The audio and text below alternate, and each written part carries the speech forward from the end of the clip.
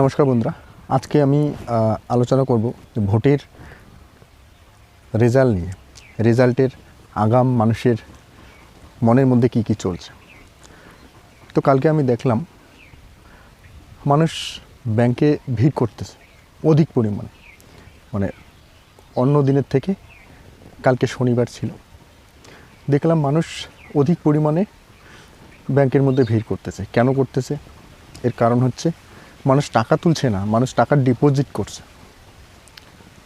কাল 2 তারিখ ছিল, আজ 3 তারিখ, আর গতকাল 2 তারিখ ছিল, আজকে 3 তারিখ, আর কালকে 4 তারিখ ভোটের রেজাল্ট। তো ব্যাংকের ডিপোজিটের সাথে মানুষের কি সম্পর্ক রয়েছে রেজাল্টের সঙ্গে, এটা দেখলাম আমি যে মানুষ ডিপোজিট করতেছে। কেন ডিপোজিট করতেছে এটা জানতে গেলে 2024 সালের লোকসভা ইলেকশনের ঘটনা তোমাদের জানতে হবে। তো গ্রামে গঞ্জে কী হয়েছিল 2024 সালের লোকসভা ইলেকশনে রেজাল্টের পরপরই মানুষের বাড়ি লুট হয়েছে। টাকা পয়সা, সোনাদানা, গরু, ছাগল যা কিছু ছিল সব কিছু লুট হয়ে গেছে।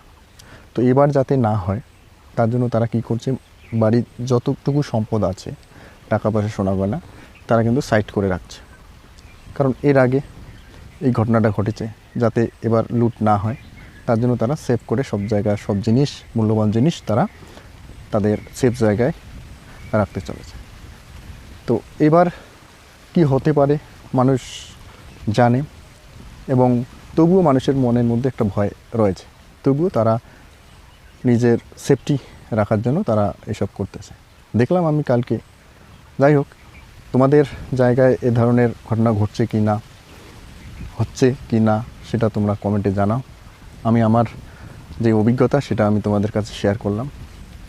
থ্যাংক ইউ, ভালো থাকবেন সবাই।